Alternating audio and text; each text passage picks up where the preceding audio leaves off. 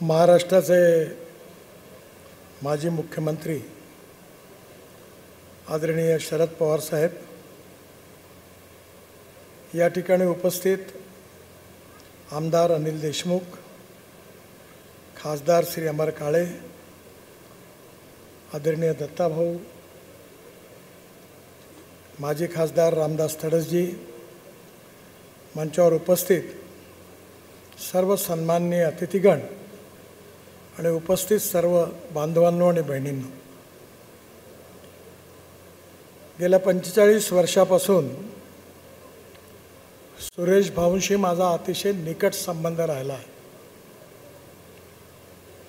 सुरुवातीच्या काळामध्ये नागपूर विद्यापीठामध्ये विद्यार्थी संघात काम करत असताना अनेक वेळा मला वर्धेला येण्याची संधी मिळाली। सुरेश भाऊंचा त्या काळामध्ये जवळून संबंध आला। राजकारणाच्या दिशा कधीकधी वेगवेगळ्या होत्या, पण त्यांच्याशी आणि त्यांच्या परिवाराशी असणारे व्यक्तिगत संबंध नेहमीच वृद्धिंगत होत गेले। सुरेश भाऊंच्या व्यक्तिमत्वामध्ये एक विशेषता होती आणि ती विशेषता म्हणजे नम्रता, शालीनता आणि सुसंस्कृतपणा। त्यांच्या वागण्यामध्ये आणि बोलण्यामध्ये अहंकाराचा भाव कधी नव्हता, पण नम्रता, शालीनता, सहजता, सहृदयता याचा वारंवार परिचय त्यांच्या व्यक्तिमत्वामधून मिळाला। सुरेश भाऊंचे वडील बापूराव देशमुख यांना बघण्याची मला संधी मिळाली, पण त्यांच्याशी काही माझा एवढा संबंध आला नाही। पण बापूरावांनी सहकार क्षेत्रामध्ये आणि शिक्षण क्षेत्रामध्ये, विशेषतः गोरगरीब जनतेमध्ये गरीब माणसाच्या मुलाला उत्तम शिक्षणाची सोय उपलब्ध व्हावी म्हणून बापूरावांनी इनिशिएटिव्ह घेतला आणि शिक्षण संस्थेची स्थापना केली। त्याचबरोबर सहकार क्षेत्रामध्ये शेतकऱ्यांच्या विकासाकरता त्यांनी अनेक नवीन उपक्रमामध्ये त्यांच्या नेतृत्वाखाली सुरुवात केली आणि बापूरावांचा वारसा ही सुरेश भाऊंच्या जीवनातली सगळ्यात मोठी पुंजी होती।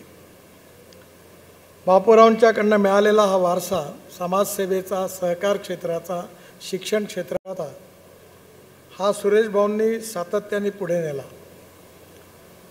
महाराष्ट्र राज्य सहकारी बँकेचे अध्यक्ष 2 वेळा ते झाले। सहकार क्षेत्रामध्ये जिल्हा बँकेच्या माध्यमातून, सहकारी सूतगिरणीच्या माध्यमातून शेतकऱ्यांच्या उन्नतीकरता आणि विकासाकरता त्यांनी पण सातत्याने प्रयत्न केला। या सगळ्या प्रयत्नांमध्ये जनतेचा विश्वास आणि प्रेमही त्यांनी संपादन केलं आणि या सगळ्या काळामध्ये अनेक संकट आली आणि त्या अनेक संकटामध्ये माझा त्यांचा अतिशय जवळून त्या काळामध्ये संबंध राहिला। त्यावेळी सगळ्या संकटांवर, समस्यांवर मात करत ते पुढे गेले आणि सतत शेतकरी, शेतमजूर आणि शिक्षण क्षेत्राकरता आपल्याला किती जास्तीत जास्त चांगलं काम करता येईल याचा त्यांनी सातत्याने विचार केला। आज त्यांनी वयाची 75 वर्ष पूर्ण केलेली आहे। लोकमान्य टिळक नेहमी असं म्हणायचे की एखादा व्यक्ती आपल्या जीवनात जगला किती यापेक्षा जीवन जगला कसा हे जास्त महत्त्वाचं आहे। सुरेश भाऊंनी बापूरावांकडनं मिळालेला वारसा घेऊन या जिल्ह्यामध्ये सातत्याने शेतकरी, सहकार क्षेत्र आणि त्याचबरोबर शिक्षण क्षेत्रामध्ये समाजहिताकरता काम करण्याचा सातत्याने प्रयत्न केला। पण या सगळ्या याच्यामध्ये राजकारण म्हटलं की कधी ऊन, कधी पाऊस, कधी आनंद, कधी दुःख, कधी यश, कधी अपयश हे मिळतच असतं। पण खऱ्या नेतृत्वाची कसोटी तीच असते की सर्व काळामध्ये सतत चालत राहिलं पाहिजे आणि सतत जनतेचा विचार करून पुढे काम करत राहिलं पाहिजे। त्यांच्या जीवनामध्ये हा त्यांचा गुण सातत्याने त्याचा परिचय आपल्या सगळ्यांना झाला। जो माणूस जन्माला येतो त्याचा मृत्यू अटळ आहे, हा यावतचंद्र दिवाकरो असा नियम आहे, त्याला कोणी अपवाद नाही आहे. परंतु आपल्या जीवनामध्ये स्वतःचा परिवार आणि जीवन सांभाळत असताना समाजाबद्दलची उत्कटता, संवेदनशीलता, समाजाबद्दलची जबाबदारी घेऊन आपला व्यवहार त्याप्रमाणे ठेवणं हे खरं म्हणजे खूप मोठं नेतृत्वाची विशेषता आहे. सुरेशजींनी सातत्याने ही वृत्ती जोपासली. विशेषतः आजही आपल्या सगळ्यांना ग्रामीण क्षेत्रामध्ये, कृषी क्षेत्रामध्ये अनेक समस्यांचा सामना करावा लागतो. समस्या कधी संपत नसतात, कारण समस्यांचं वर्णन असं केलेलं आहे की ज्या समस्या सुटतात त्यामुळे नवीन समस्या निर्माण होत असतात. पण त्या समस्या सोडून पुढे गेलं पाहिजे.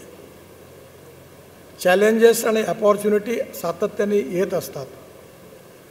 पण एका फिलॉसॉफरने चांगलं सांगितलं आहे की there are some people who convert problems into opportunities and there are some people who convert opportunities into the problems. आणि त्यामुळे समस्याचं रूपांतर संधीमध्ये करणं हीच कुठल्या सामाजिक आणि राजनैतिक नेतृत्वाची मोठी कसोटी असते.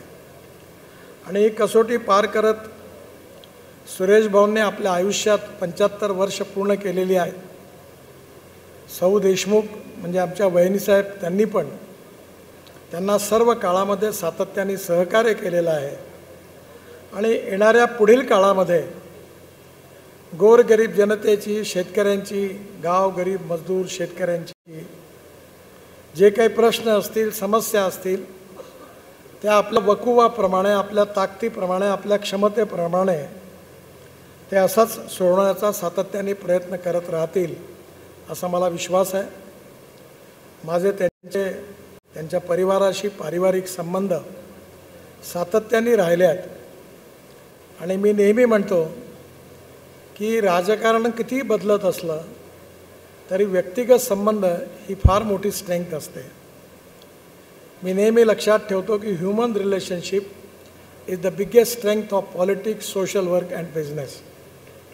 आणि म्हणून त्यांनी पण सातत्याने हे संबंध कायम ठेवले, माझ्याकडनं मी पण कायम ठेवले. आणि त्यामुळे अनेक वावटळं आली आणि गेली, पण संबंध जसेच्या तसेच राहिले. विचार भिन्नता असायला काही हरकत नाही आहे, पण मनभेद असता कामा नये, हेच खऱ्या अर्थाने आपल्या सगळ्यांची अपेक्षा असते. आणि म्हणून राजकारणापेक्षा राष्ट्रकारण महत्त्वाचं आहे. राष्ट्रकारणामध्ये समाजकारण आहे आणि राष्ट्रकारण समाजकारणामध्ये खऱ्या अर्थाने सेवाकारण आहे. बृहत्तर राजनीती, लोकनीती आणि धर्मनीती असं राजकारणाचं वर्णन झालेलं आहे. पण सध्याच्या प्रचलित वातावरणामध्ये सत्ताकारण, पॉवर पॉलिटिक्स यालाच फक्त लोक राजकारण समजतात. पण यावरती कुठेतरी उठून पुन्हा एकदा समाजाच्या आणि देशाच्या हिताकरता, जो समाजातला दलित आहे, पीडित आहे, शोषित आहे, शेतकरी आहे, शेतमजूर आहे, असहाय्य आहे, अनाथ आहे, त्याचा विचार करणारं नेतृत्व आणि कार्यकर्ता ही खऱ्या अर्थाने आपल्या देशाची आणि समाजाची आवश्यकता आहे.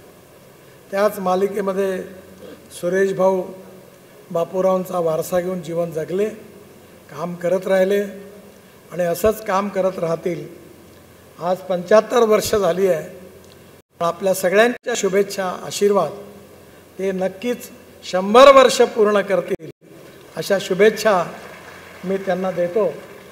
आणि परमेश्वरांनी त्यांना निरोगी आणि उत्तम दीर्घायुष्य द्यावं अशी ईश्वरचरणी प्रार्थना करतो आणि माझं बोलणं संपवतो. धन्यवाद. धन्यवाद गडकरी साहेब. यानंतर देशाचे बिनीचे नेते, महाराष्ट्राचे माजी मुख्य